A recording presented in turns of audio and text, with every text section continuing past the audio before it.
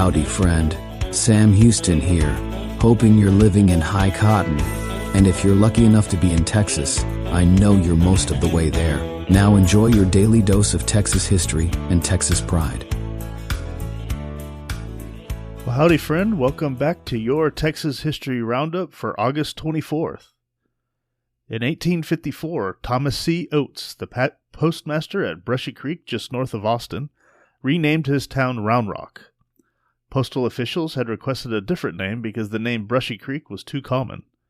Oates and local blacksmith Jacob Harrell selected Round Rock in order of the large rock in Brushy Creek, from which they enjoyed fishing. In 1877, John Wesley Hardin was arrested on a train in Pensacola, Florida by Texas Ranger John B. Armstrong and local authorities. During his arrest, Hardin drew his gun, but it caught in his suspenders.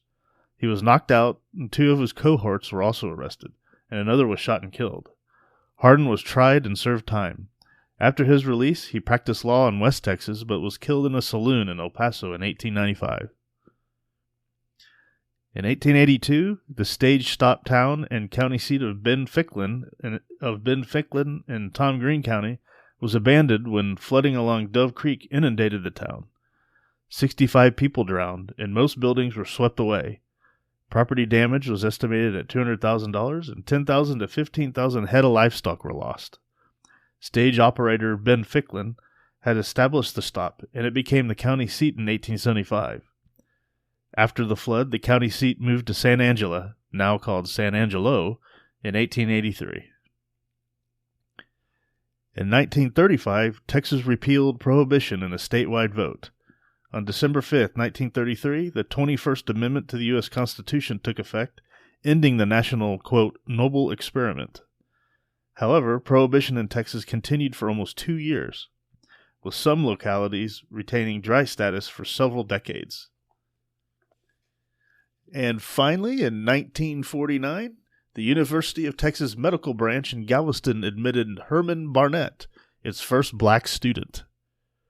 This was 1 year prior to Heman M. Sweat being admitted to the law school at UT Austin after a U.S. Supreme Court ruling. And that, my friend, is your Texas History Roundup for August 24th. Thanks so much for listening. I really appreciate it. And y'all have a great day. Well, there you have it. If you like our podcast, check us out at feedbandit.com. There you'll find awesome Texas First outdoors gear and apparel. Your purchase helps support the Bandits and keeps this podcast on the air, fighting for you and for Texas. Remember, preserve the tradition, protect the legacy. Until next time.